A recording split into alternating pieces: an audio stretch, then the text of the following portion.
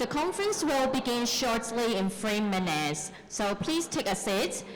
Please be reminded that in order to obtain CPD points, you will have to scan the QR codes and fill in the attendance form, which is shown on the screen right now.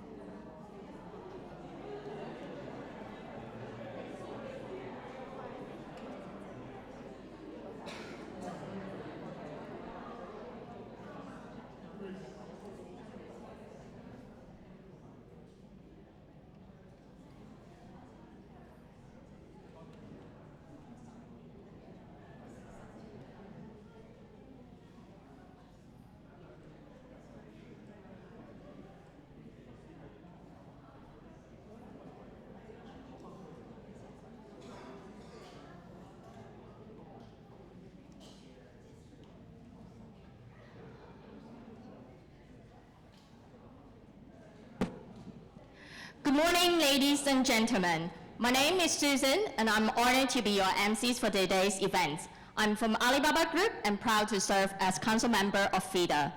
Welcome to the stunning former French mission building here in central Hong Kong. This historical venue, which once housed the Court of Final Appeal, provides a beautiful and inspiring backdrop for what promises to be a day filled with learning, collaboration, and celebrations. Today, we are thrilled to bring together two remarkable organizations, the Hong Kong Federation of Women Lawyers and the ALCO Hong Kong Regional Arbitration Center. This collaboration marks a special occasion as we also celebrate FIDA's 50th anniversary, a milestone that reflects decades of dedication, advocacy, and progress. To officially kick off today's conference, it is my great pleasure to introduce Ms. Laura Ip, President of FIDA. Please join me in giving her a warm welcome. Ms. Laura, please.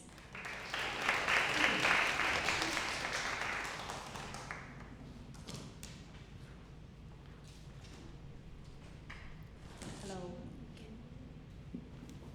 Can you hear me okay? Yeah. Good morning, everyone. Dr. Horace Cheung, Deputy Secretary for Justice, honorable guests, distinguished colleagues, ladies and gentlemen, on behalf of the Hong Kong Federation of Women Lawyers, it is my great honor to welcome you all to the Belt, the Road, the Future Conference, held in this magnificent former French mission building, a historic landmark that once housed Hong Kong Court of Final Appeal. This very chapel was the courtroom of the Court of Final Appeal between 1997 and 2015, bearing witness to many landmark cases and the pursuit of justice in Hong Kong. Because of the successful implementation of the one country, two systems under the Basic Law, Hong Kong, as a special administrative region, can have our own Court of Final Appeal. We are privileged to gather here, surrounded by the legacy of justice and progress. This conference is a collaboration between FIDA and ALCO, Hong Kong Regional Arbitration Center, and we are very pleased to have such a strong partner to co-host this event.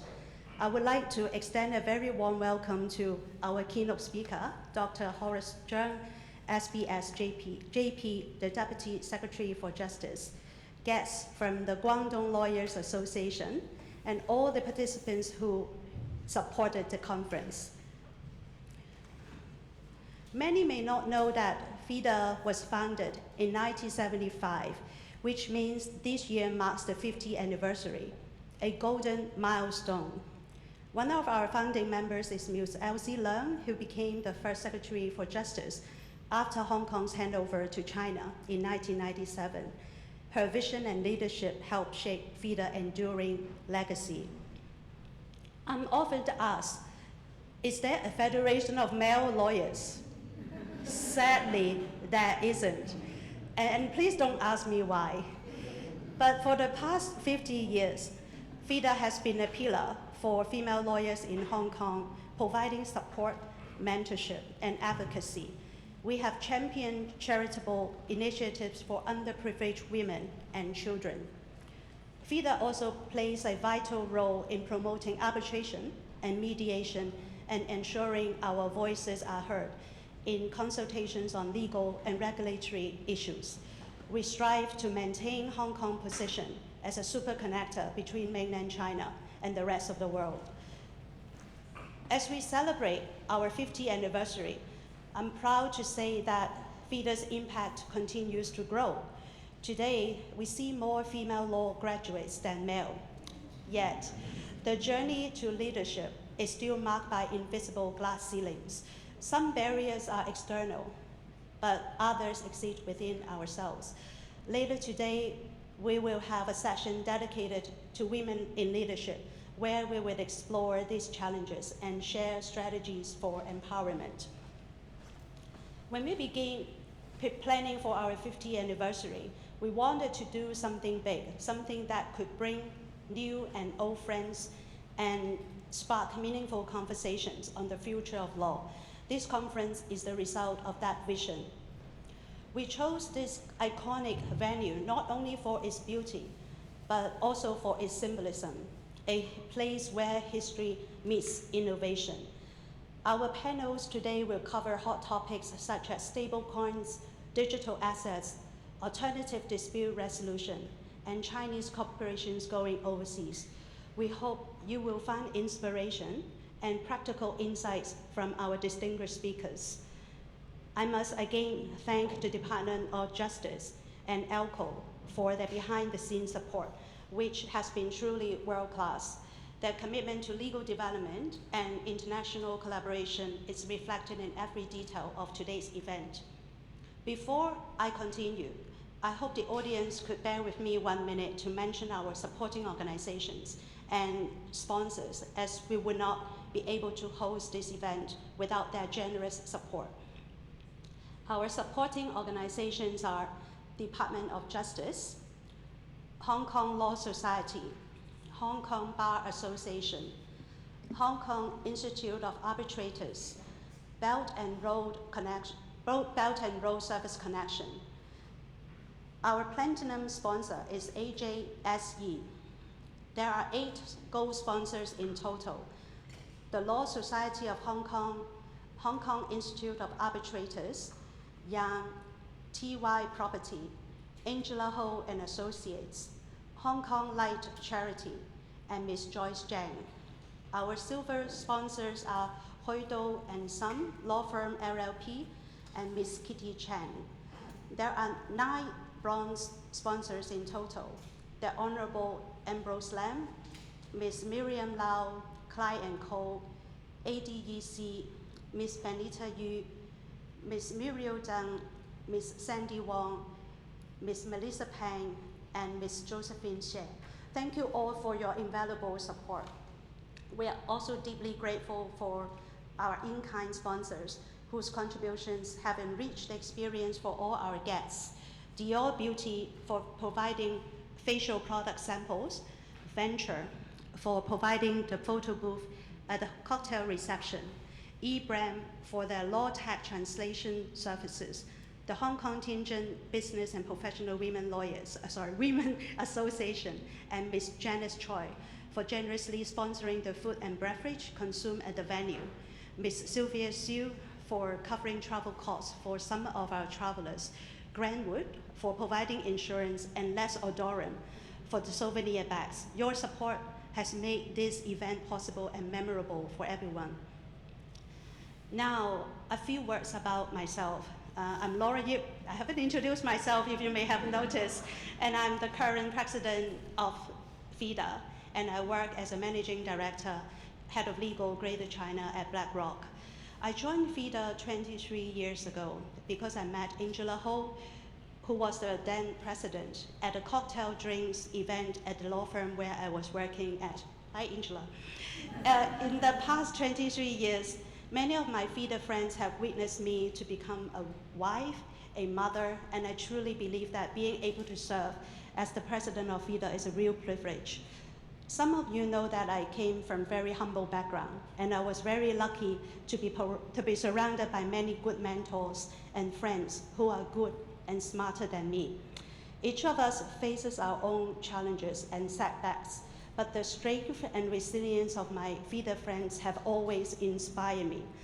When I was asked to serve as president of FIDA last year, I had my doubts.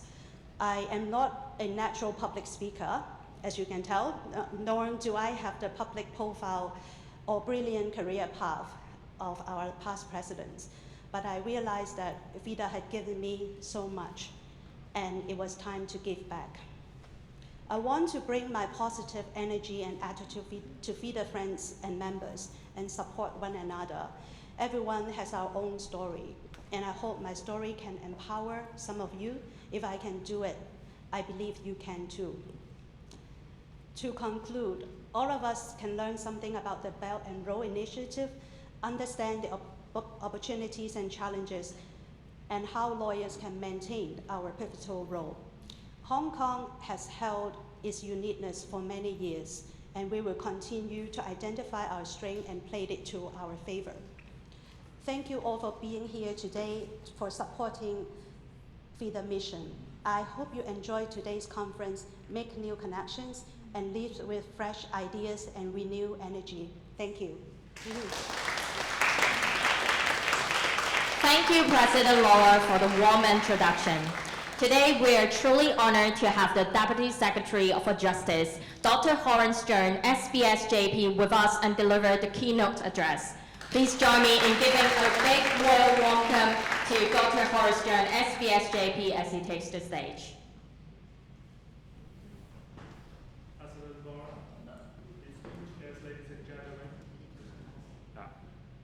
I'm most happy to join the Belt and Road, the Future Conference co-organized by the Hong Kong Federation of Women Lawyers and the ALCO Hong Kong Regional Arbitration Center.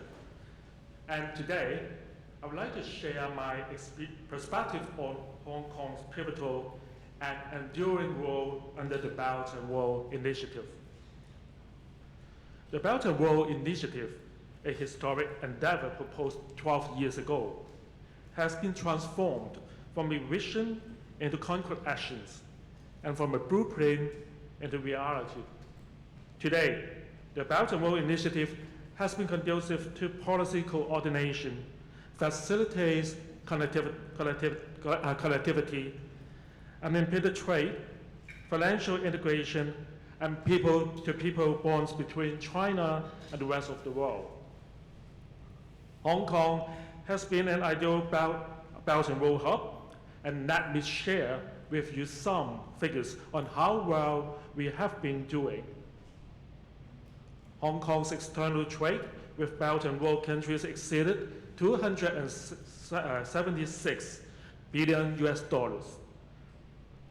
last year, representing an increase of about 80% since 2013, and some 8,400 companies from Belt and Road countries have established a base in Hong Kong to seize these opportunities, including over 1,000 listed on the Hong Kong Stock Exchange and more on the pipeline.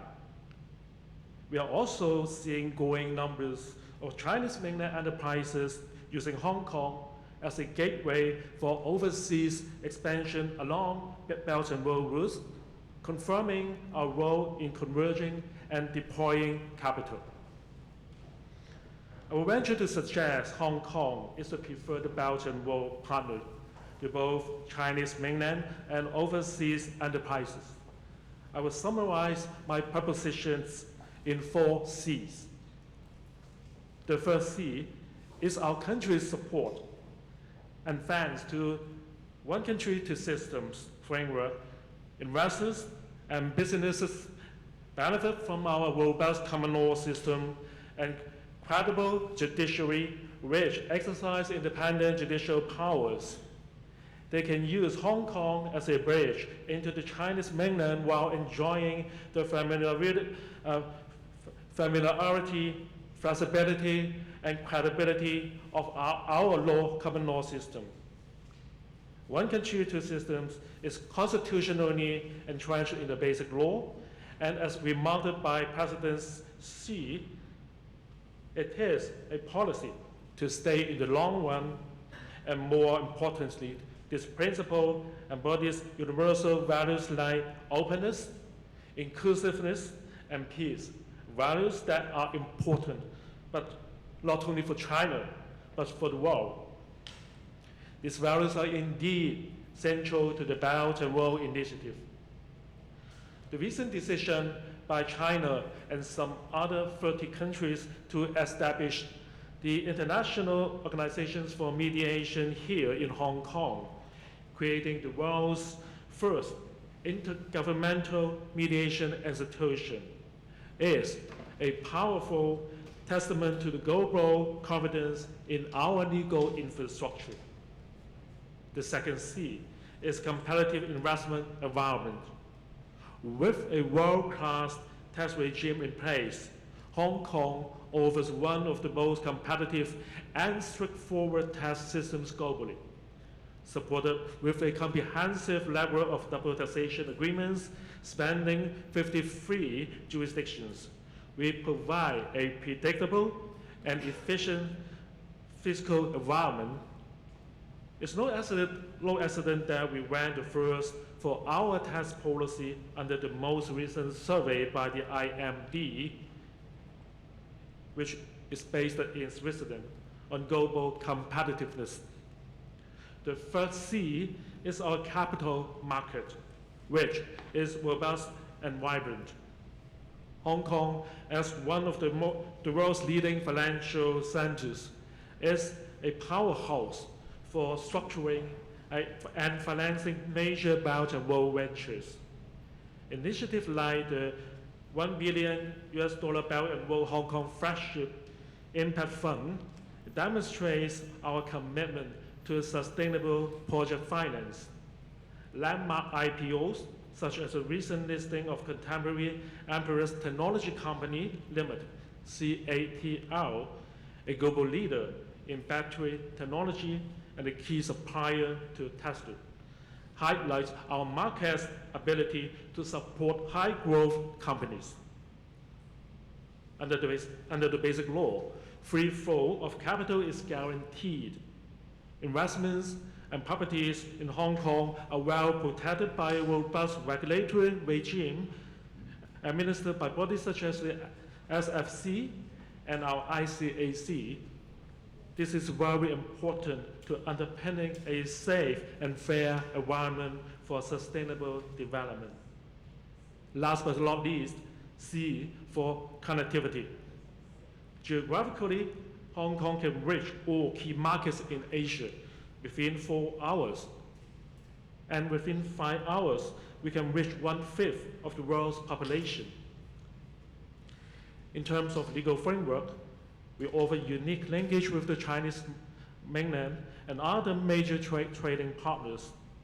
Hong Kong is the only common law jurisdiction where arbitral parties can apply directly to mainland court for interim measures for protection of assets. We are also the only common law jurisdiction with reciprocal enforcement of judgments with the mainland, including cases on intellectual property right. At the same time, we are growing our network globally, evidenced by free trade agreements with 14 Belt and Road countries, investment agreements with about 20 Belt and Road economies, as well as comprehensive double taxation agreements with 37 Belt and Road jurisdictions. More importantly, our laws are aligned with international standards. For example, since 2022, we have implemented the UN Convention on Contracts for International Sale of Goods. Our arbitration regime is based on ancestral model law. Yet amidst these unparalleled advantages, The global landscape today presents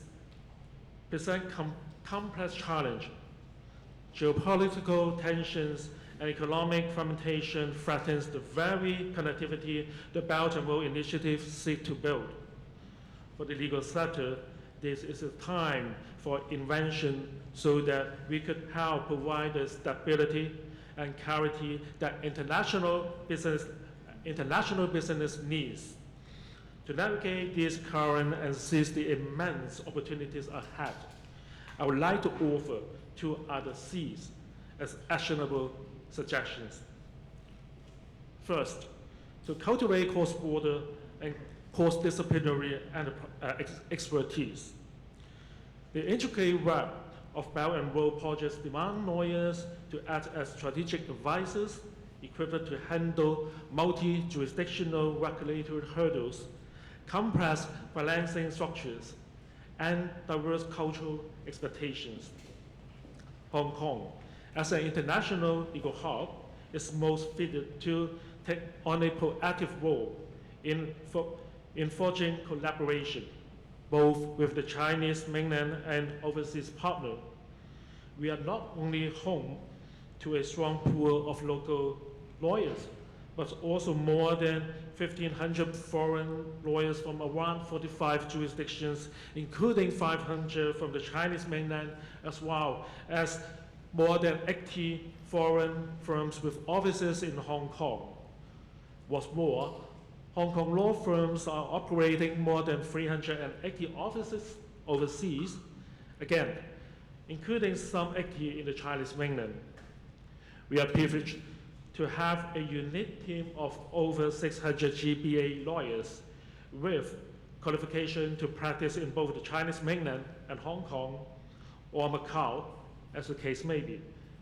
This number convinces Hong Kong is the ideal place to provide one-stop but cross-jurisdictional legal services with a strong network in China and beyond.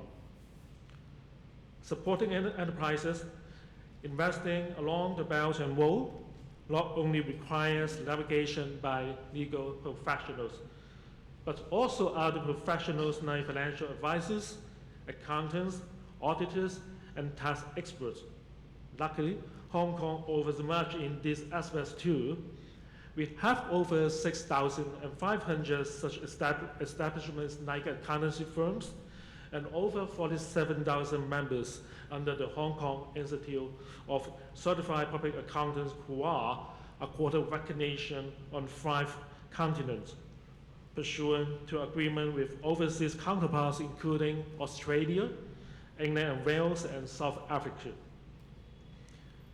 In the policy address this year, announced by the Chief Executive days ago, I'm tasked to promote Hong Kong's legal service and coordinate with other professional services, such as accounting and financial services, so as to proactively engage with mainland enterprise to meet their needs in going global.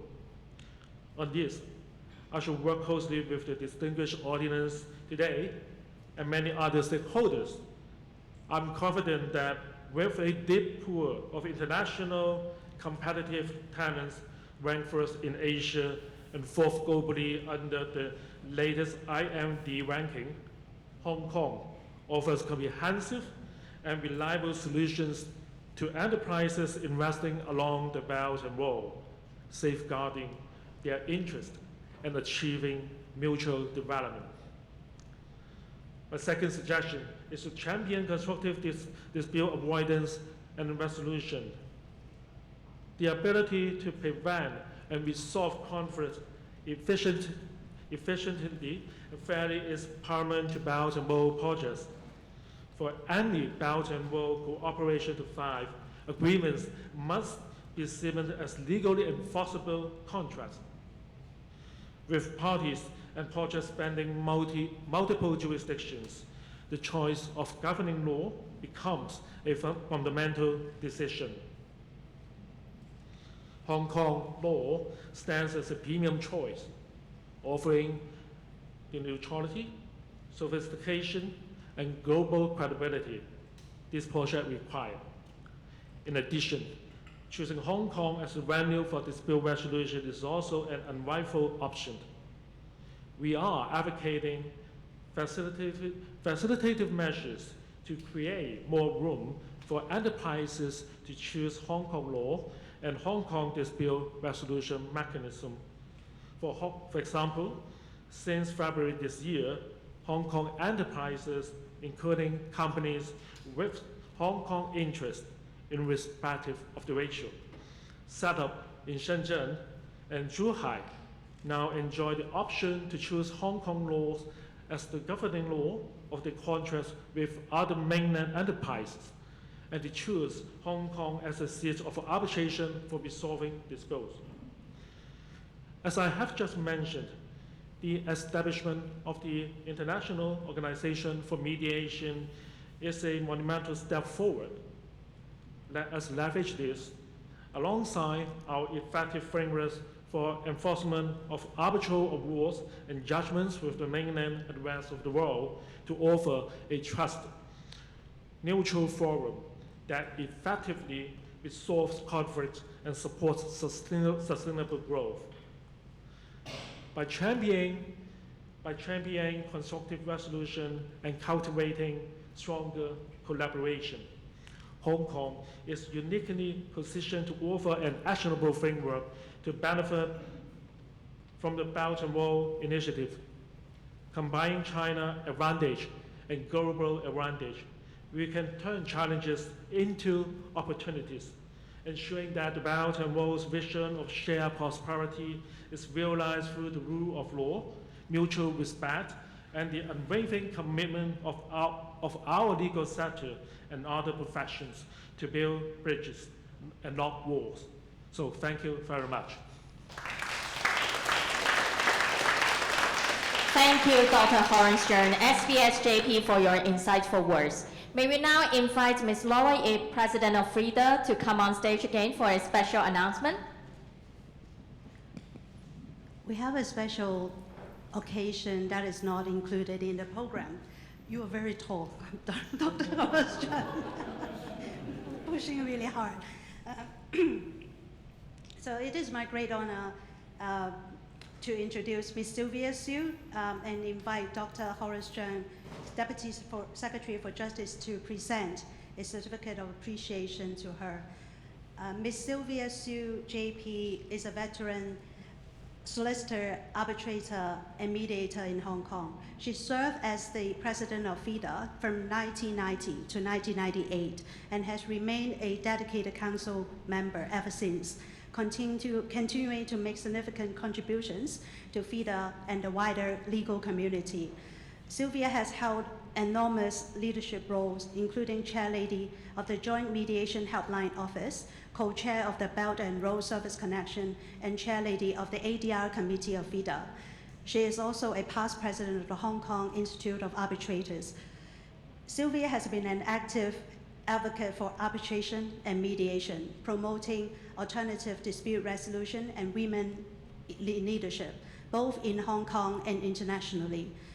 On a personal note, I've known Sylvia for more than 20 years. She has always impressed me as a cheerful, knowledgeable, and energetic lawyer whose positive spirits uplifts everyone around her. She is also very blessed with 8 grandchildren, and she is a very great singer and a pianist. Today, we take this opportunity to express our deepest appreciation and gratitude for Sylvia's lasting impact and valuable contributions to FIDA and the legal profession. Dr. Zhang, may I invite you to the stage, to come to the stage to present.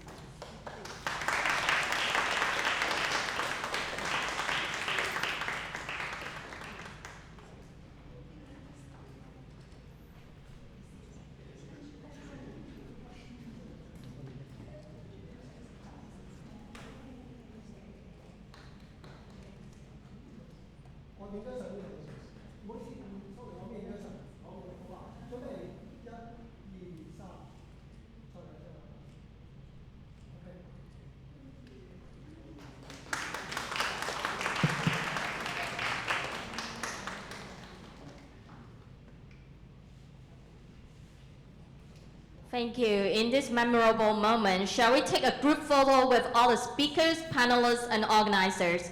Please remain at our seats, and our photographer will capture the moment from the stage.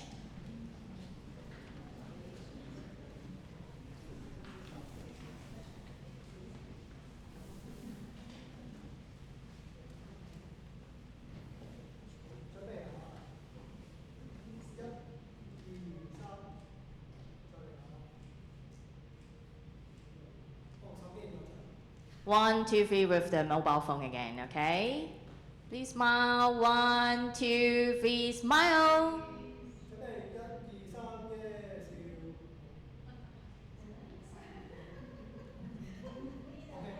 Thank you so much.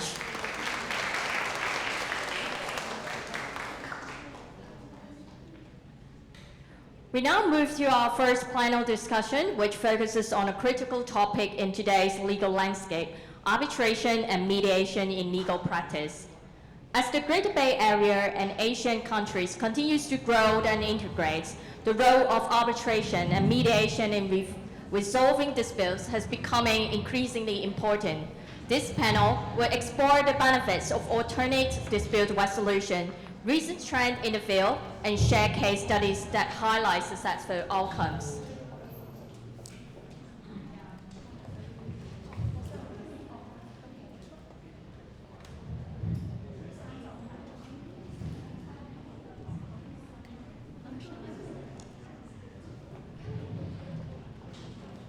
We're privileged to have an exceptional group of panelists joining us today. May I invite the Honorable Ambrose Lam, Legislative Council Member, to the stage.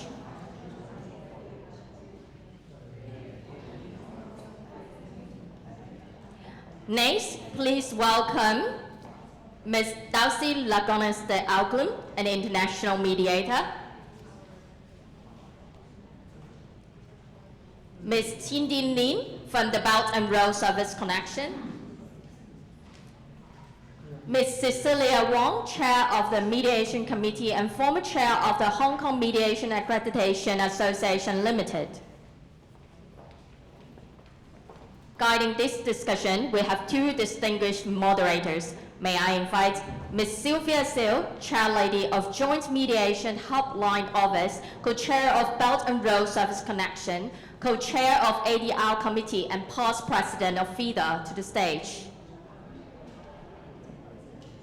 And joining her is Ms. Heidi Chill, Partner at Stevenson Wong & Co., Council Member and Co-Chair of the ADR Committee of FIDA. Let's dive into these important conversations on the road of arbitration and mediation in resolving disputes in the Greater Bay Area and beyond. Please join me in welcoming our panelists and moderators.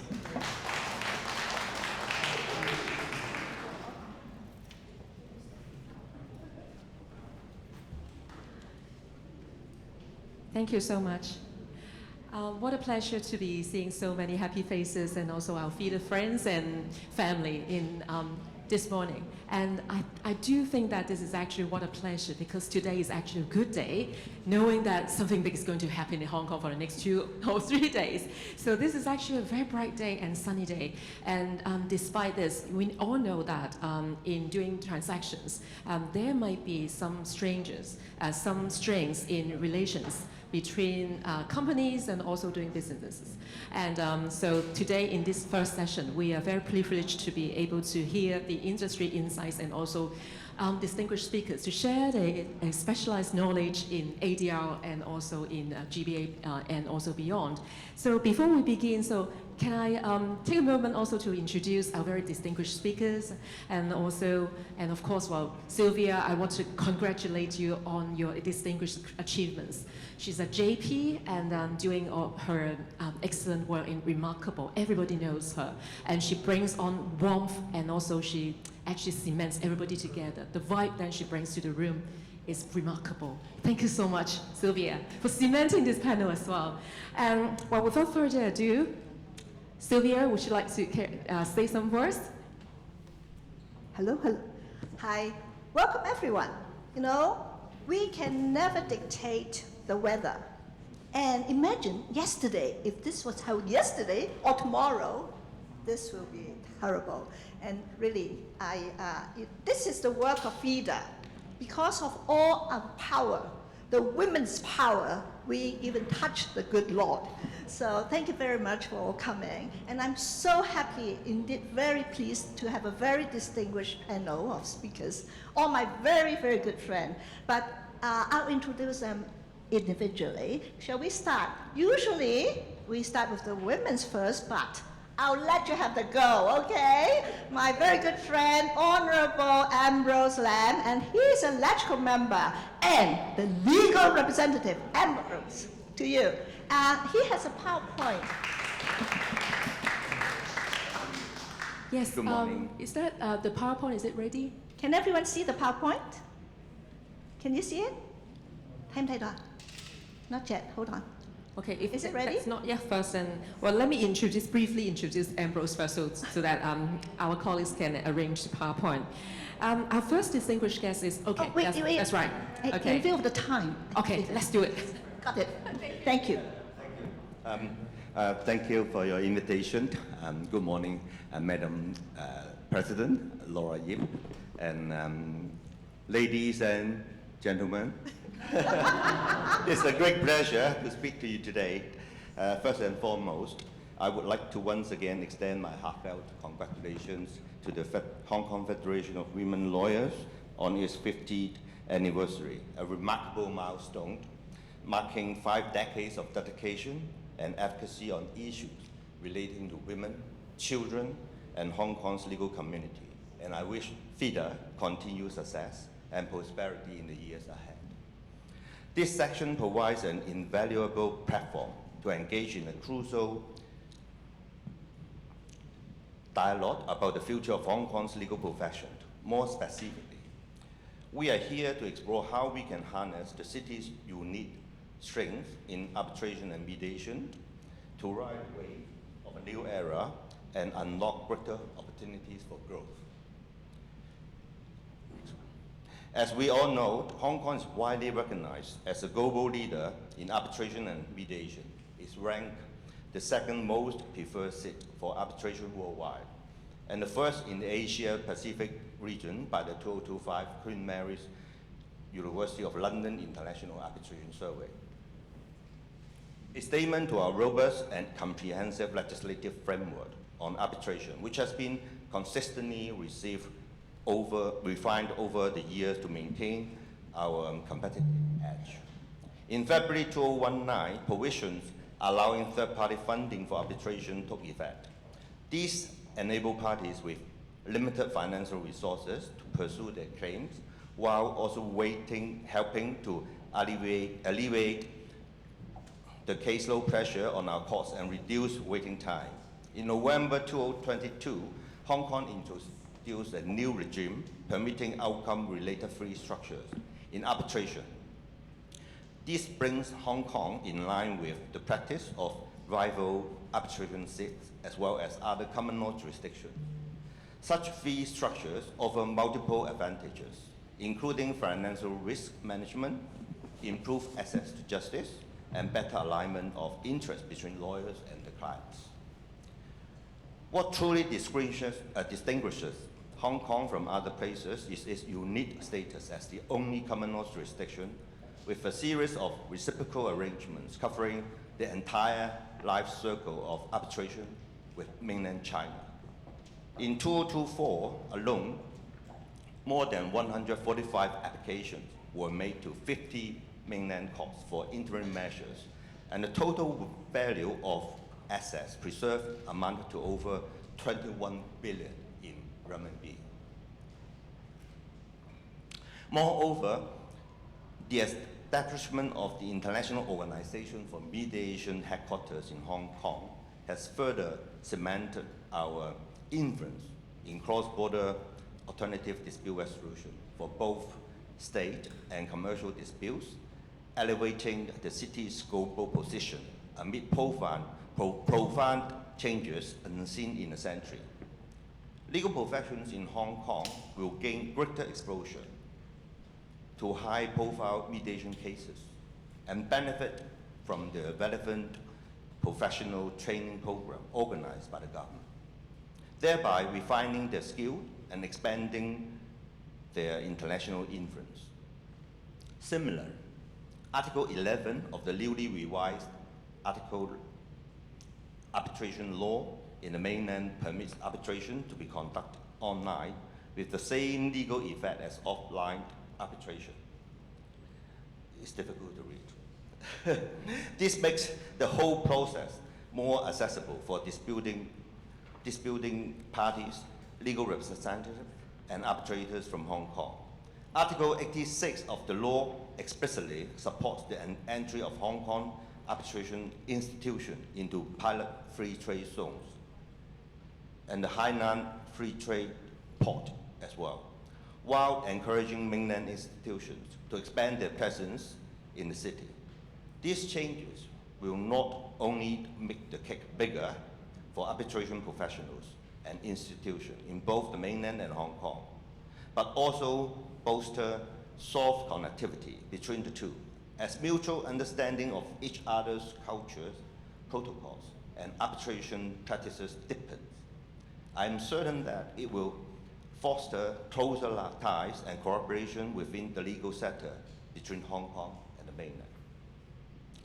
Last but not the least, the Greater Bay Area has the unique advantage of one country, two systems, three jurisdictions. Building a mechanism to align these three legal systems for deeper cooperation and to minimize friction is a complex process. It takes years to do that. But mediation, an area for both Hong Kong and other places, holds immense potential to bridge gaps and promote further integration. I greatly admire the work that the Hong Kong Federation of Women Lawyers has done in advancing mediation, especially the time and energy that Ms. Sylvia Seal has invested in the development. Your contributions have been instrumental in driving progress in this field. Ladies and gentlemen, as your representative in the Legislative Council, I have been urging the government to pay more attention to the development of legal services in the past 4 years, because it is the protective net of all industries. I'm happy to share with you some good news today. The Chief Executive Policy Address last Wednesday specifically responded to the need and demands of Hong Kong's legal profession. It was the first time in history that the Chief Executive has directed the Department of Justice to promote Hong Kong's legal services and cooperate with the other professional service sectors to support mainland enterprises wishing to expand overseas. The government will also strengthen the accreditation and disciplinary system for the mediation profession and step up promotion of Hong Kong's arbitration services. While studying the need to amend the arbitration ordinance, this represents a critical shift of government policy toward the legal profession that it had maintained for the last 180 years.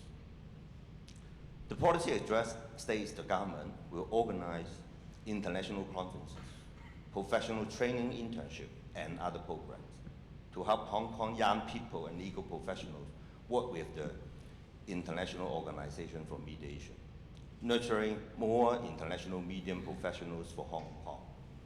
Wait a minute. Why just young people? How about me? I'm happy to see that the policy address incorporates many of my suggestions as well, including some related to the supporting facilities for the International Organization for Mediation, training of international legal talent, strengthening the development of high value-added maritime services, and promoting IP legal services. My years of effort have finally borne fruit, and I'm confident that this will pave the way for more opportunities for the legal profession in the future. However, despite these advantages and progress, challenges remain to be solved.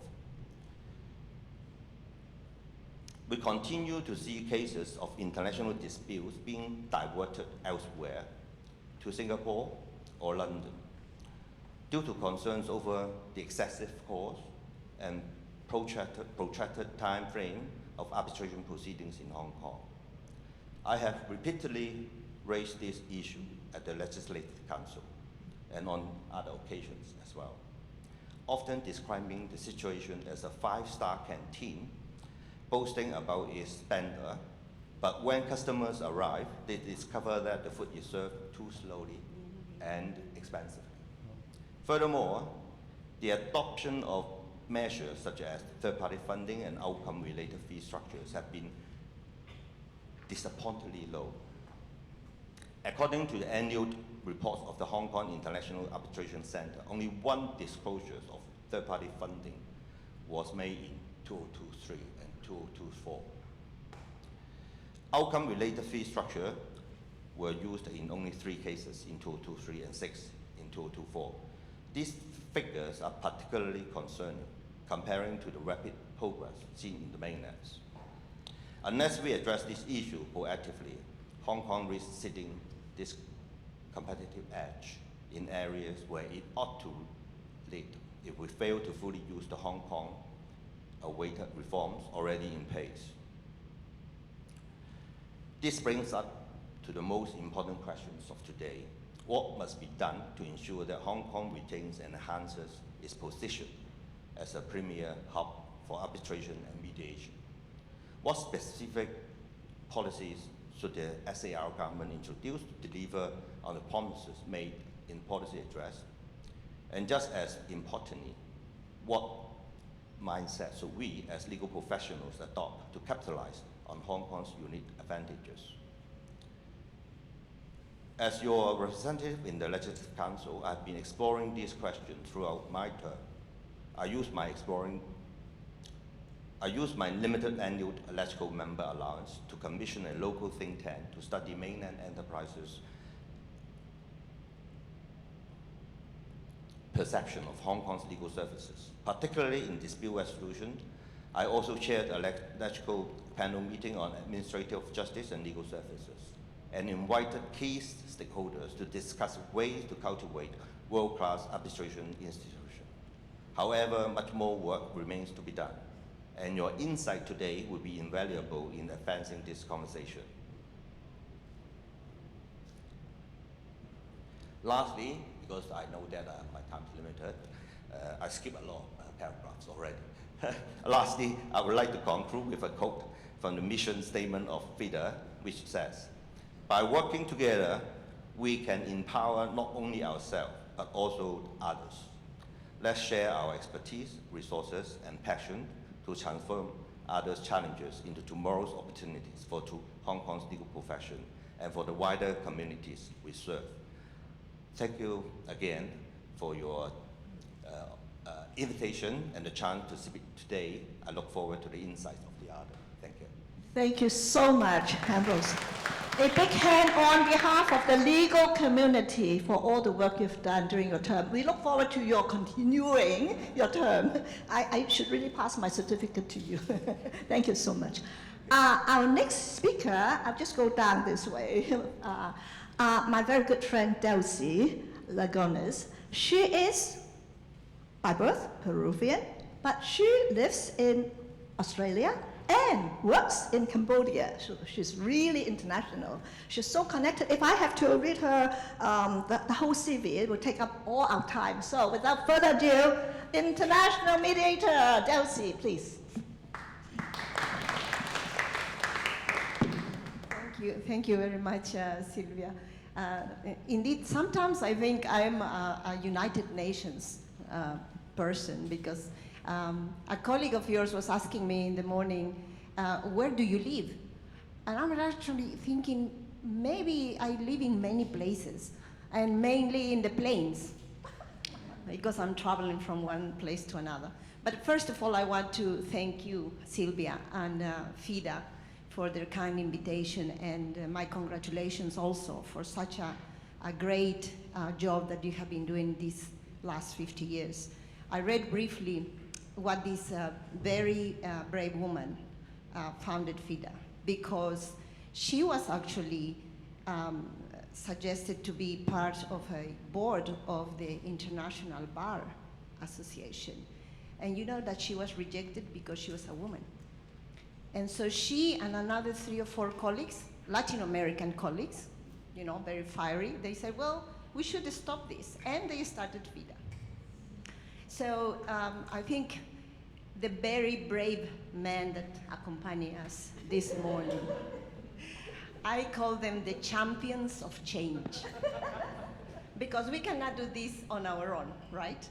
We women, yes, we are tough, of course. You know, the women in the room who have had children, we tough. It's tough. So I think when women put something in their minds, we can achieve many things. We can walk upwards, downstairs, to the left, to the right. Everything that needs to be done, we can do if we are committed. And sometimes what we need is only support around us.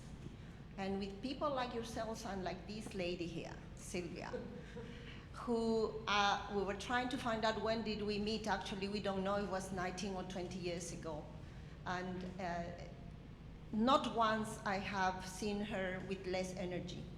It's all the time with so much optimism and wanting to help others and putting herself out there. And sometimes and often dragging Samuel, her husband, who I have to congratulate for his patience and his commitment to support Sylvia's work. So just, and before my time is up, because I can talk to you about different things, but FIDA has also as its objectives to fulfill some of the United Nations goals, actually. And if probably you have read, the United Nations adopted some years ago 17 goals. We call it the Sustainable Development Goals. Of those 17, there are 2 that we are talking today in this conference. One is sustainable, we call it SDG because it's such a long word, number 16. And that talks about access to justice, strong institutions. And I think FIDA is doing that. Your job, my dear friend, doing that. And the second one, SDG 5, is about gender equality. And that's why FIDA was formed. So we continue that, but not on our own. I think we do need to accept that the male and female brains are different. Men or women are different. Where is the equality is about the opportunities. We should have the same opportunities. But we have to start by accepting that we are different.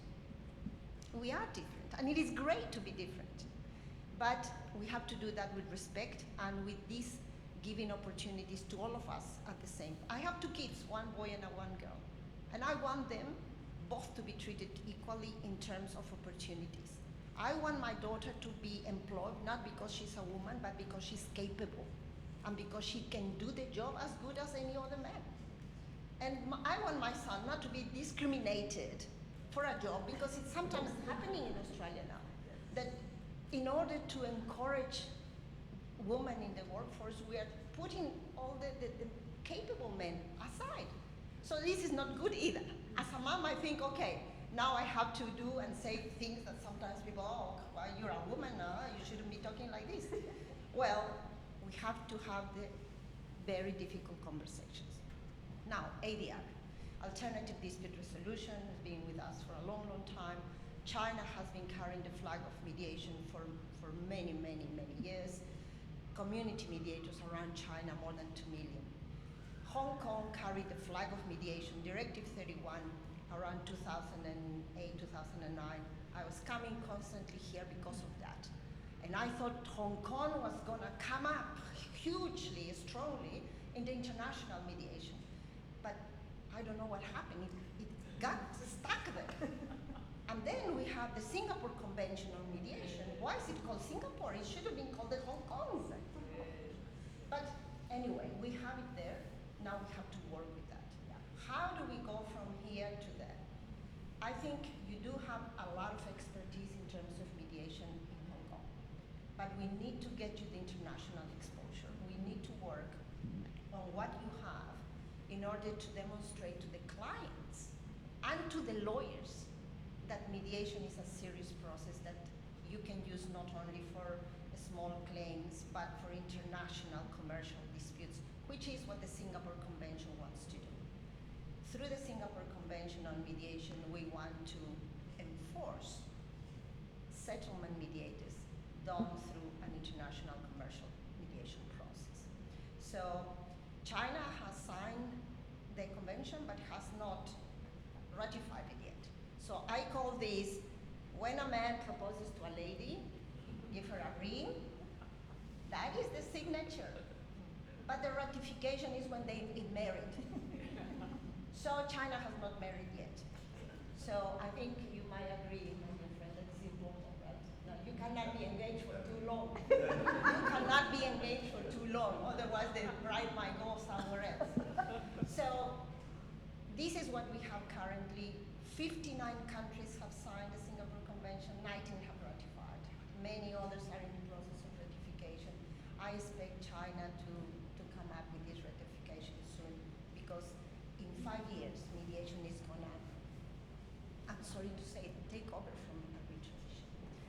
Not because arbitration is not, but I have to confess, I graduated as a lawyer in 1987, and with an international arbitration file, a case, very famous in Peru.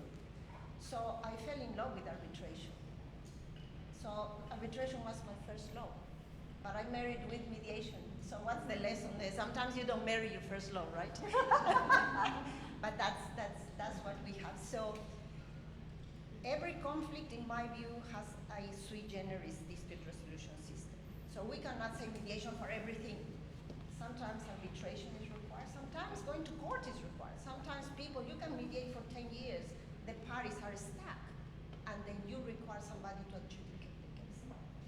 So that's, lawyers, we need to work with our colleagues to tell them you are not gonna lose money, because this is what they think, oh my God, arbitration, mediation, I don't have any more money to make. This is not true. A modern lawyer uses alternative dispute resolution. A modern lawyer trains in arbitration, in mediation, in dispute boards, because that's what you have to offer to your clients today. In Europe, if you're going to start with a big law firm, you have to have at least some certification in mediation or arbitration. Otherwise, forget about it. You don't have a job. So we need to start teaching ADR mediation in the universities. We need to start as lawyers including dispute resolution clauses that have mediation on it. And we, as lawyers, we have to start learning about this.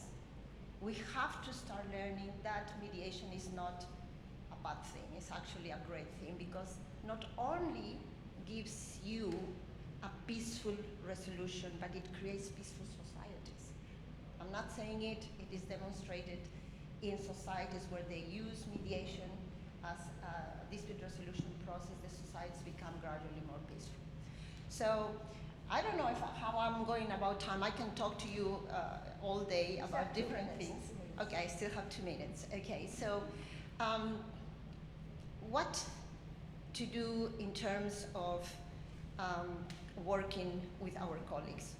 One of the things that I talk to lawyers is about, you don't have to actually be a mediator, but you have to learn the mediation process inside out, so you can represent your clients properly when you go to a mediation. So we have courses through the International Mediation Institute and my center in Australia, where we actually train lawyers to be good mediation representatives. So they don't, because some of them say to me, oh look, you know, I became a lawyer because I'm a shark, I want to fight for my client. Why would I go to do this mediation, huggy, this? No, it's not huggy. It's about you as a responsible lawyer learning what it is mediation, so you can represent your clients efficiently in a mediation process. So this is another thing that we can, you know, another area that can be explored probably in Hong Kong. We are ready to cooperate and collaborate. I love Hong Kong a lot. I used to come often here. Now I have to leave soon because of the typhoon. But I am very, very happy. There's not many of us today, but for me it's about quality, not about quantity. So the ones who are here today, I think you are interested about something. And when interest is in your mind, changes happen, things happen. So thank you so much for your time and for being here. And I hope you have at the end of today some ideas on how to, to do the things that you want to do, and my best wishes for that. Thank you. Thank you so much, Darcy. She's very humble. In fact, she's part of, you're very involved with United Nations. And she's really a way up there in international mediation. Yeah.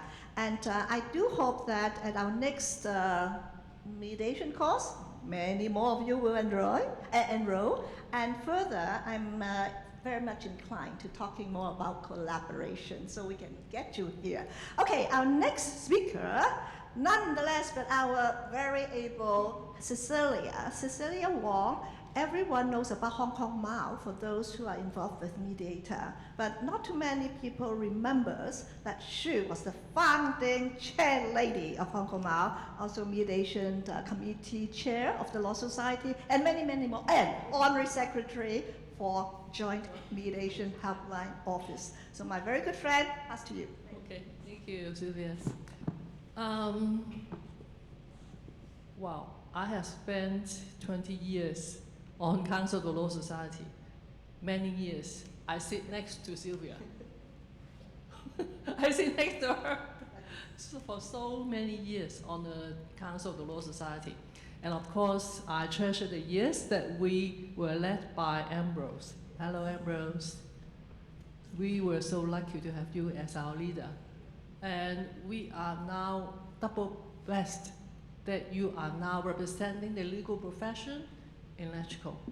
Thank you so much. You have done so much for Hong Kong. Thank you so much. And we are looking forward to your continuation of your service, of your very good service at Electrical.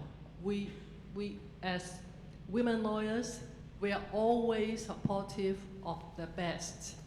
And Ambrose is one of those that significant member of our profession. Now, in response to Ambrose, some of his points, which he just raised about CE's policy address, we are thinking of many ways to support the government.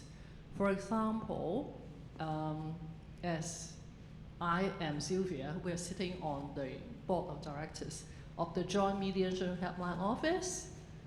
Sylvia is the chair. I'm the honorary secretary. We are now doing a lot for community mediation, which is part of the policy address. Sylvia and Samuel, hello Samuel. They have done 2 training for the FEHD, what is this, in food and environment, hygiene or health department training. And I have done the 3rd one last Friday. Yeah, okay, yes. I'm going to do the 4th one training for that department for the reason that there are so many water seepage problems in Hong Kong. As all of us know, we all, maybe 90% of our citizens are living in high-rise buildings. And there are lots of problems, particularly water seepage, and of course other problems between neighbors, for example, between the pets, dogs barking at night, etc., etc. Yes, so we as the Joint Mediation Helpline Office, Ambrose, I want to report to you that we are doing a great deal in support of the government initiative. And we're, of course, for me and for Sylvia, we're offering our pro bono service. And we are also starting another project for schools. We are going to do another project for 400 schools in Hong Kong, training the teachers, the principals, the parents, of course the younger you know, the children. Yeah. As Delcy just mentioned, we have to train them from young age. So we are going to sow the seeds of harmony to the younger generation. Yeah? And Silver just said, okay, we don't have the solid plan yet, but I'm so proud that we are going to, under the leadership of Sylvia again, that we are doing a project that is very good for the general public. And in response to Delsey's the comments on the Singapore Convention, I share her feelings that why was that Singapore Convention? In Hong Kong, we started to promote mediation over 20 years ago. Over 20 years ago. And I have worked hand in hand with Sylvia in the development and promotion of mediation in Hong Kong. We spent hours and hours and hours of work trying to make mediation to take root in Hong Kong. Unfortunately, resources is very limited, and Ambrose knows so well about that, because we have met and discussed this issue for many times, saying that since we have very good legal professionals in Hong Kong, and we have plenty of willing people to serve on pro bono basis, we are not sure why the authorities, the bureaus, they are not really sharing some of the resources to promote mediation. That's very sad. That's very sad indeed. However, now that the government is backing the development of mediation, particularly the development of international mediation, by letting us have the headquarters of International Organization of Mediation in Hong Kong right here, we are now having the confidence that Hong Kong would be the leading engine to have development, just started the engine, of this very important movement in the development of promoting harmony in all countries. It's so sad that we see the sad stories around, particularly in Europe. We see that so often, when we are all disturbed, I think, particularly as women and particularly as mothers. Particularly when you see people and young babies having no food, having no care by their mother, being raped, Sylvia said. Some people ask us why are you devoting a lot of your time and energy to do this cause? My answer is very simple. I like to have more harmonious society. That's it. That's all I wish to see. Yes, we wish that. I invite every one of you who are here to commit and devote more of your time for this venture. This is indeed a very good venture to promote harmony. And if we go back to history, the first CE address by our first CE of HASAR, Mr. Tong, in his policy address, he has already said we have to promote harmony. Although he did not use the word mediation, because that was like more than 20 years ago, the concept of mediation is not yet so publicized, let's say. And not everybody knows the word mediation. When we first started, they always say, what's mediation? Is it meditation? Or medication. Or medication. So looking back to about 30 years to now, I feel that at least now we see the developing of mediation is flourishing, and in a way is becoming more and more mature, like a mature lady. A mature lady, yeah, is in her 20s, So I don't know whether I still have time. 2 minutes, okay. Sylvia said, can you please share some of your Hong Kong Mao experience? Because I was a chair. I think Hong Kong Mao is actually a very significant step in the mediation movement in Hong Kong. In fact, the establishment of Hong Kong Mao was from the report, the progress reports presented by the DOJ's Working Party of Mediation in around 2008. The report was 2010. And in that report, there were 48 recommendations, and I was one of the Working Party member. And in response to the recommendation, Hong Kong Mao was being set up.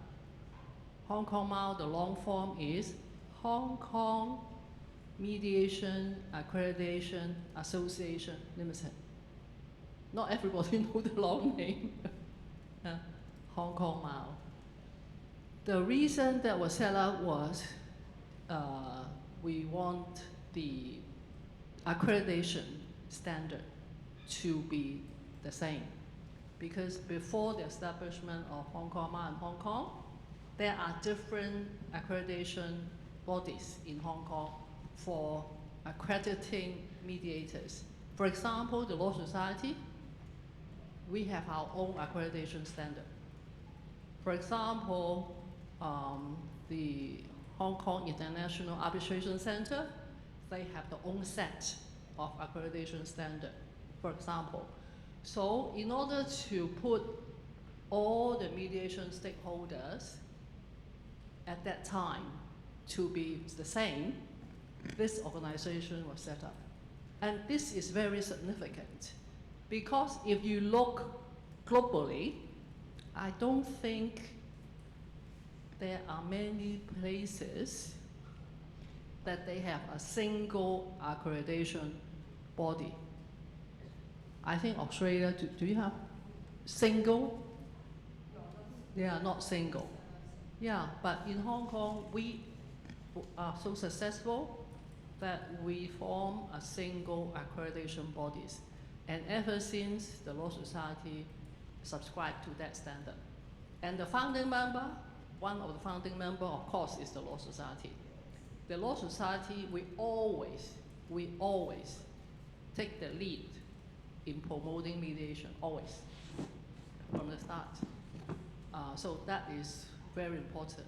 Law Society is one of the founding members of that very important organization in Hong Kong. So Sylvia said I have to stop here. So thank you. Thank you so much, and really grateful. Cecilia has done so much to promote mediation. Now, the last but not the least, our Miss Charming, Miss Lin Chi-Di. Shall I introduce you as? Sorry. She has so many titles, and I said only one, okay? And then she wants me, okay, Vice Secretary of the General of Beijing Retro Legal and Commercial Services Center for Belt and Road Center, and the Secretary General of what? Intel Law, GBA. So GBA, Great Bay Area. Our Miss Lin, to you. Yeah. Thank you. I think everyone saved a little bit more time for me. So am I available to 11:15? Okay, thank you. So there are really plenty of things. So I'm listening to everyone and also have some common things with Stealthy since she is like fly everywhere and I'm also living in a suitcase. So probably that's the common things. And also we have the topic this section is relevant to the arbitration and mediation. So I don't think I can share all the things in this limited 15 minutes even in 12 minutes? Okay, sorry. But I will get started with the organization and the name of the BNRSC and all the things. And absolutely, in my heart, actually, I'm truly grateful for this opportunity.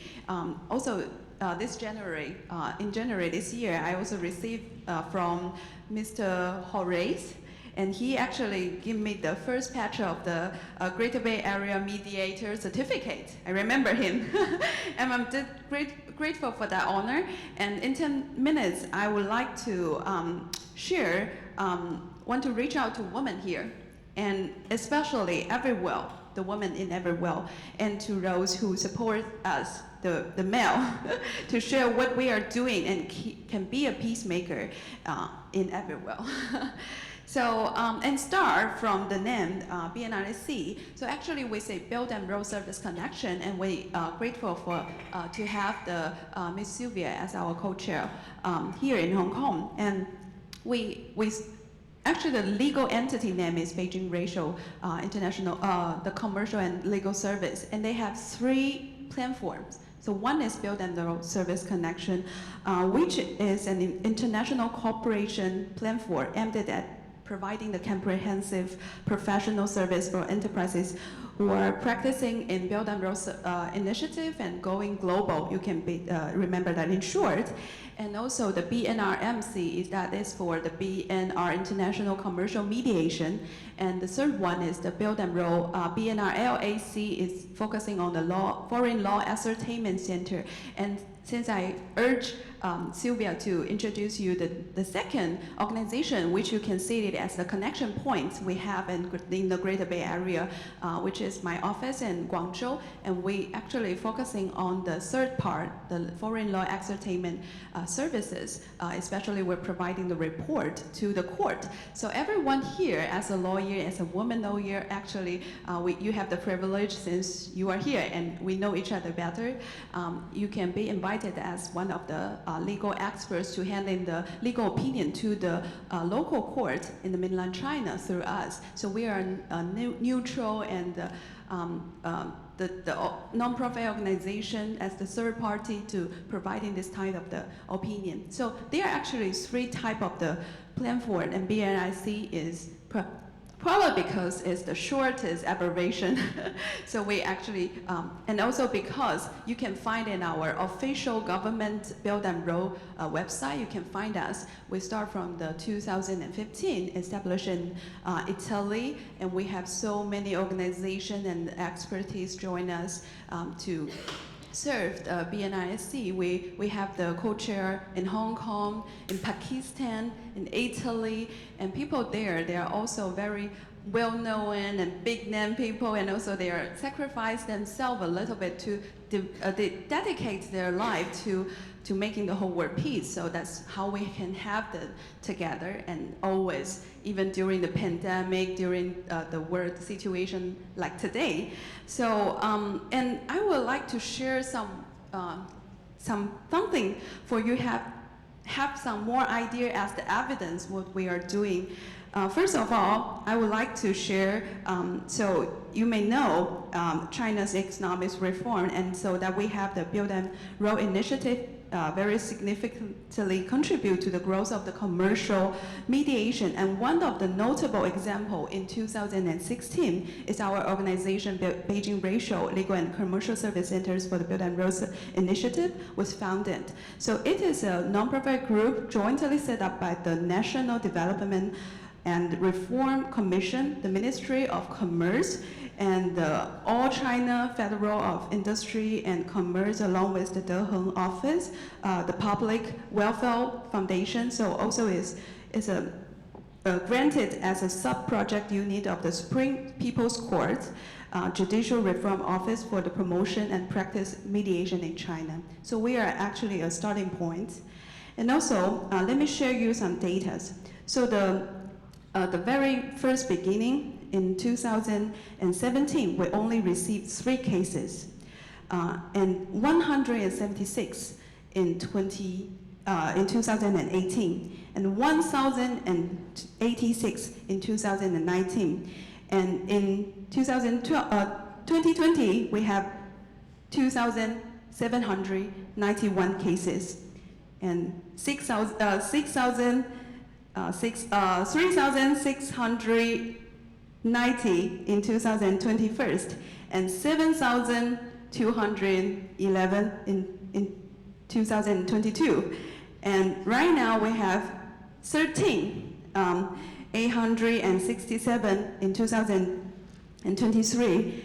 So as for last year, we have 17,183 cases. So we actually, as of the February 2025, we have already handled nearly 50,000 cases in total. And with our 121 mediation room, both domestically and internationally, with over 830 mediators who are actually coming from all of the world, and especially almost 200 mediators from Hong Kong and Macau. So we are still welcoming people, and please keep an eye on us. We are going to do next for deepening our cooperation with professionals in Hong Kong and Macau to build up the plan for solving the dispute resolution, since we have the very first international mediation court here in Hong Kong, and we were going to have the Hong Kong Convention, and we're going to put Hong Kong, and we will build up more disputes to put in Hong Kong and see how we can work together to solve these disputes as using Hong Kong as a very international platform.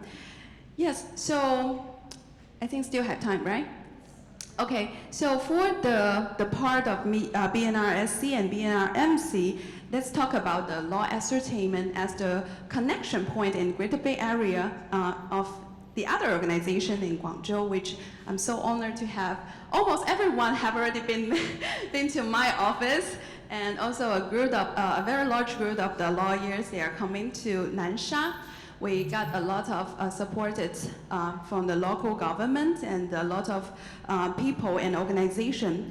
So we are there, serve as the first cross-border legal research institute established in Guangzhou under the guidance of the Guangzhou Law Society. And the center serves multiple roles as a think tank, as a dispute resolution platform, since we also one of the branches of the International Commercial Mediation Center Nansha office. And hosting research best also. We are focusing on foreign-related rule of law. And we are also under the Guangzhou Law Society. And we're dealing with cross-border economic legal services. We help a lot of companies who are actually within Amazon platform, and they are they actually made a very big dilemma in their business life, like in 2022. So we gathered more than 150 sellers they would like to sue the Amazon. So we were helping on that. And also we are the National People's Congress. We have a payload, let me see. It's actually my organization serves as a Hong Kong and Macau legislativization units for the Nansha grassroots legislative contact point for the Legislative Affairs Commission of the Standing Committee of the National People's Congress. So every law you are looking for, you are maybe considering that how they're going to issues by the presidency. Before that, they're going to have all of us to giving our idea and suggestions to modify the rules and the laws. So if you are valuable and interesting, I'm also welcome you to join us. In my hand right now, last night I received three the draft version of the new laws, and they are inviting us to give them the suggestions and advice. And yeah, so through all these functions that we have, so we can do a lot. That's why I'm actually standing here. Oh no, I'm sitting here for recruiting people and recruiting the women, so we can jointly join the international, the governance actually. We are actually dealing with the cases of the international disputes, and we are actually giving our advice to the new law and to the National People's Republic of China. And also we are actually can reach the justice in a very specific cases, since you are so familiar with the law in Hong Kong. Then what if the two parties apply the Hong Kong laws in their dispute? Then if they sued in the court already, then you can be as a neutral legal experts to give the idea and given the report. So can through us. So we are welcome you to join. And so, as I always say, thank you, Sylvia, and thank you, Fida, to have this opportunity to let me share the opportunity to every one of you. Thank you. Thank you, Donia. We still have a few minutes, right? Just one last sentence. Didi, GD, is a super connector. She went to Nepal with me, knowing no one there except me, and ended up everyone in the conference was saying, hey, oh, Didi, where's Didi, and talking with her. And she's really a super connector. And if you ever want to know anyone at GBA or even in China, go to Didi. I call her Chidi, but sometimes I'm mistaken for Didi. Okay, thank you. Back to Heidi. Yes, well, we still have a few minutes for Q&A, but just now I heard that Ambrose has some points to share, right? Additional points, please. Yes, thank you. Actually, it's also a reply to what Cecilia said about the government. Actually, the government did not discriminate about mediation only. In fact, the government did not put resources for the promotion and development of the legal profession. It's because of the history. The Law Society, the Bar Association, we are a self-regulated body. And it's also something to do with the structure of the government. That's why in the past they did not spend much money or effort or resources to promote the profession. But now it all changes. Like Singapore, the mainland, the government take a leading role on all professions. Without that, it's difficult to compete with other professions in other jurisdictions. That's why I said this policy address is so important to us. And I skipped one important paragraph because some lady stand up at the back and having some gesture asked me to do it quickly. It's a misunderstanding, actually. That's why I said, and Heidi said that she is sitting in the International Arbitration Center, right?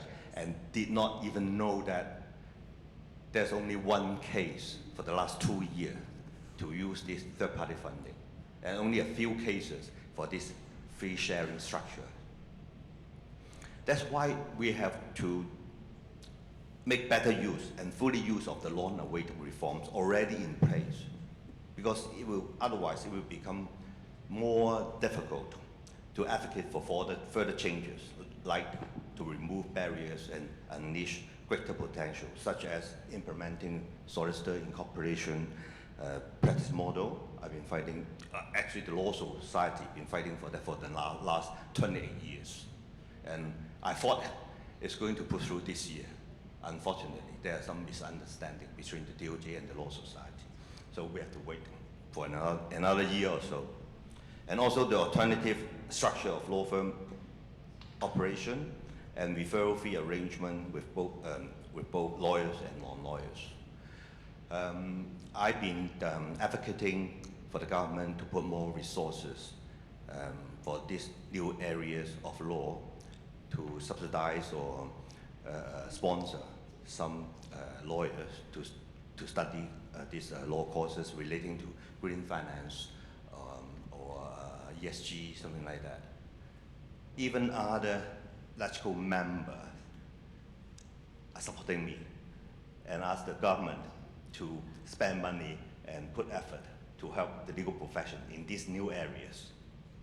But they can't do that. It's because of the government structure. So that's why it's so important that this policy address specifically mentioned that the DOJ has to promote the legal profession. Thank you. Good news, good news. And I think with all the speakers, all the messages you get, the most important thing is FIDA stands for band together and work together. And I hope after what you've heard, there's so much to do in promoting ADR, and I hope all of you will join us. Heidi. Sylvia is actually an excellent cement because she's actually connecting everybody together. It's not just FIDA, but because in my capacity as the HEIC council member and also a council member of Law Society, I feel that there's so much that the community should bring together, our synergy and our wisdom and our collective force, not just at the United Nations level, at the World Bank, in which Delcy is a consultant, and also the legislators of our very distinguished guests, and also FIDA, the women power, and also all the men in the room. So everybody, we have a share to build a better place and to build a better pie for Hong Kong and also regionally, so that we be able to have more harmonious society and the world as well. Sylvia, you are actually a trailblazer. Can we hear more thoughts from you, because you are the only one that haven't actually shared experience? No, I think I really believe that when I first started to promote mediation, all my colleagues, law firm partners, or just any solicitors would tell me, you better fold up your center. I don't want to fold up my business. But as you have heard from Delcy, experience tells us that no, actually, when your client knows that you can help them, when they are in trouble, when they are stressful with the disputes, if you can let them settle it quicker, you know how long it would take if you go through the legal proceedings? Those are your clients forever and ever, and they'll be grateful. And there are many other jobs. So I do think, and nowadays, and today, mediation is so different now. We have the International Mediation Court in Hong Kong, from a big gift from China to us, and there's no turning back. Mediation is just going forward, and we need all your support. We need to have more international mediators, and I really think it's time for those who have not entered into this arena, really catch up, and those who are in, help us. Come and join us. We have been doing this, sadly, just a few of us, and we need more people. And I count on all of your support and make Hong Kong really the 和諧之都, as Horace said. It's the center, it's the city, it's just Hong Kong. We love Hong Kong, we want Hong Kong to be a harmonious society.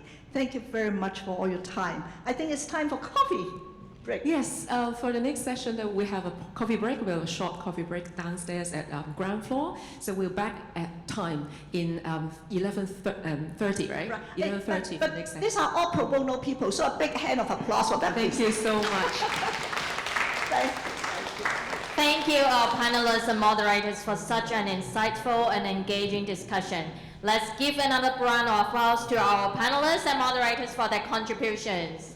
As said, we are now take a short coffee break on ground floor. Please feel free to enjoy some refreshment and take this opportunity to network with fellow participants. We'll start again at 11:30 a.m. for our next sessions. Thank you, and we will see you shortly.